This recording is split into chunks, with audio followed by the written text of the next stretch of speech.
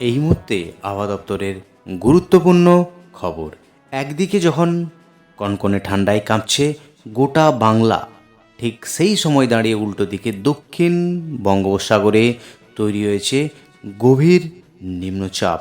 সেই গভীর নিম্নচাপ ক্রমশ উপকূলের দিকে এগিয়ে আসছে, ফলে টানা 3 থেকে 4 দিন বৃষ্টিপাতের সম্ভাবনা থাকছে।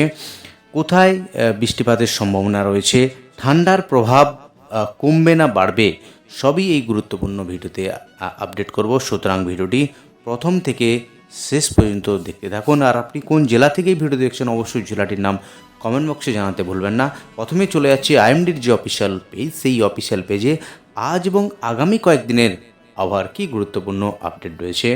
Warning for sub Himalayan, West Bengal and Sikkim, Uttarbanga এবং পার্বত্য জেলা জুড়ে যে আবহাওয়ার গুরুত্বপূর্ণ আপডেট তাতে লক্ষ্য করা আছে। আজ 8ই জানুয়ারি বৃহস্পতিবার উত্তরবঙ্গের বিশেষ করে পার্বত্য জেলা দার্জিলিং, জলপাইগুড়ি, কালিম্পং, আলিপুরদুয়ার এবং কোচবিহার, এই যে পার্বত্য জেলাতে রয়েছে একেবারে কোল্ড ডে এবং ডেন্স ফগের ওয়ার্নিং রয়েছে।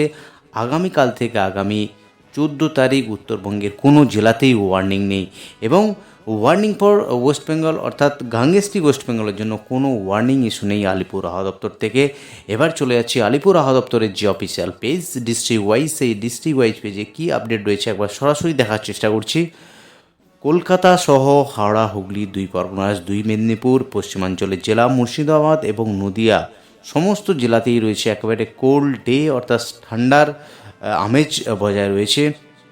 কিছুটা রৌদ্রোজ্জ্বল ওয়েদার লক্ষ্য করা যাচ্ছে দক্ষিণবঙ্গের একাধিক জেলা জুড়ে। ঠান্ডার আমেজ তো আছেই, রৌদ্রোজ্জ্বল ওয়েদার, ড্রাই কন্ডিশন বজায় থাকবে আগামী 15 তারিখ অবধি দক্ষিণবঙ্গের জেলায় জেলায়। উত্তরবঙ্গের জেলার পেজে গিয়ে একবার দেখে নেব, সেখানে ওয়েদার ফোরকাস্ট ফর 7 ডেজ কী আপডেট রয়েছে সেটা একবার দেখে নিচ্ছি। উত্তরবঙ্গের জেলার ক্ষেত্রে যেটা লক্ষ্য করা যাচ্ছে, একেবারেই কুয়াশা সঙ্গে কোল্ডের সতর্কতা বজায়, বিশেষ করে পার্বত্য জেলা দার্জিলিং, জলপাইগুড়ি, কালিম্পং, আলিপুরদুয়ার এবং কোচবিহার, এই জেলাগুলিতে রয়েছে একেবারে কুয়াশার দাপটের সঙ্গে ঠান্ডার যে ওয়ার্নিং রয়েছে উত্তরবঙ্গের জেলায় জেলায়। বিশেষ করে আজ 8 তারিখ যে ওয়ার্নিং রয়েছে সেটা একবার দেখে নিচ্ছি। দার্জিলিং এবং জলপাইগুড়ি যেখানে ডেন্স ফগ এবং কোল্ড ওয়ার্নিং দিয়েছে, সঙ্গে রয়েছে কোচবিহার জেলা, নর্থ দিনাজপুর এবং সাউথ দিনাজপুর, এই জেলাগুলিতে রয়েছে ঠান্ডার সতর্কতা এবং ফগ ওয়ার্নিং। আচ্ছা, এবার একবার দেখে নেব যে নিম্নচাপ কোথায় অবস্থান করছে, যেটা সরাসরি স্যাটেলাইটের মাধ্যমে দেখানোর চেষ্টা করব নিম্নচাপের বর্তমান অবস্থান এবং তার অভিমুখ কোন দিকে যেতে পারে। যদি একবার লাইভের মাধ্যমে দেখানোর চেষ্টা করি যে নিম্নচাপের বর্তমান অবস্থান কোথায় রয়েছে। নিম্নচাপের যে বর্তমান অবস্থা রয়েছে, এখন দক্ষিণ বঙ্গোপসাগরে এই নিম্নচাপ অবস্থান করছে, যেটা এই জায়গায় অবস্থান করছে। তার অভিমুখ কোন দিকে যাবে সেটা সঠিক আবহাওয়া দপ্তর এখন আপডেট কিছু দেয়নি।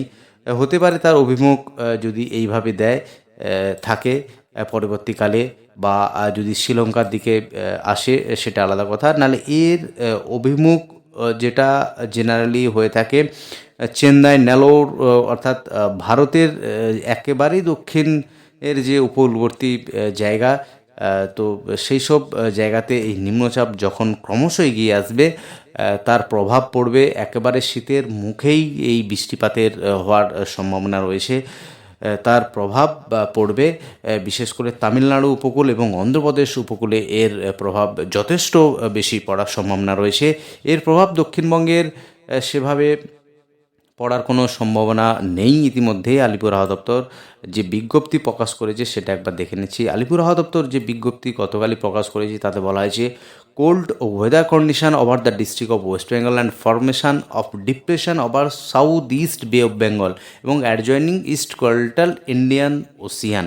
তো একটা গভীর নিম্নচাপ যেটা লক্ষ্য করা আছে দক্ষিণ পূর্ব বঙ্গোপসাগরে, সেটা এই লো প্রেশারের অভিমুখ কোন দিকে যাবে সেটা এখন সুস্পষ্ট নয়, এবং তামিলনাড়ুর দিকে আসার সম্ভাবনা রয়েছে, এবং the above system has no direct impact over West Bengal. সেটা ইতিমধ্যেই ক্লিয়ার করা হয়েছে যে ওয়েস্ট বেঙ্গলের এর কোনো প্রভাব থাকবে না।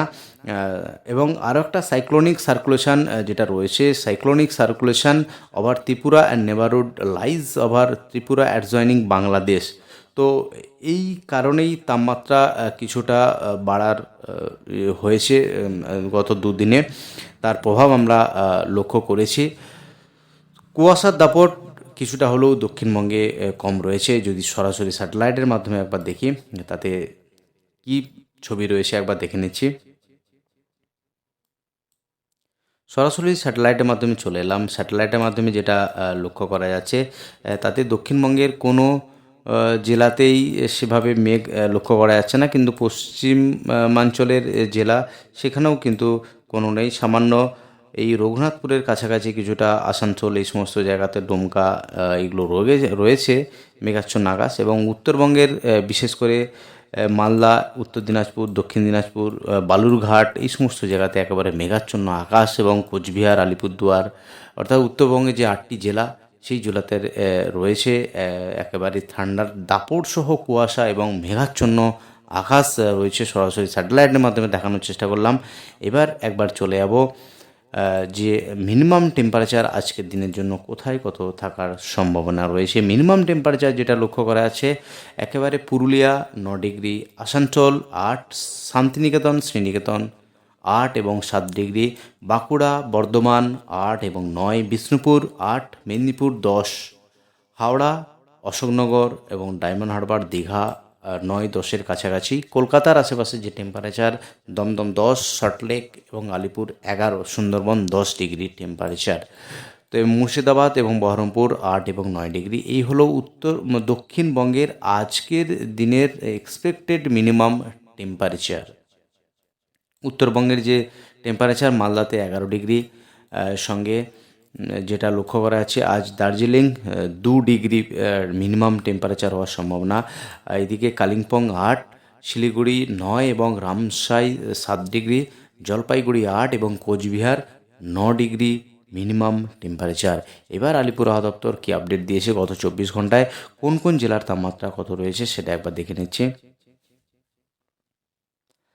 প্রথমেই চলে যায় দক্ষিণবঙ্গের যে জেলা, আলিপুর 10.3, দমদম 9.8, উলবেড়িয়া 8.7, ডায়মন্ড হারবার 9.6, দীঘা 9.7, কৃষ্ণনগর 9 ডিগ্রি, বাঁকুড়া 8.3, শ্রীনিকেতন 6.6, বহরমপুর 8.4, সঙ্গে সবদিকে মিনিমাম যে টেম্পারেচার লক্ষ্য করা আছে 6.6 শ্রীনিকেতনে।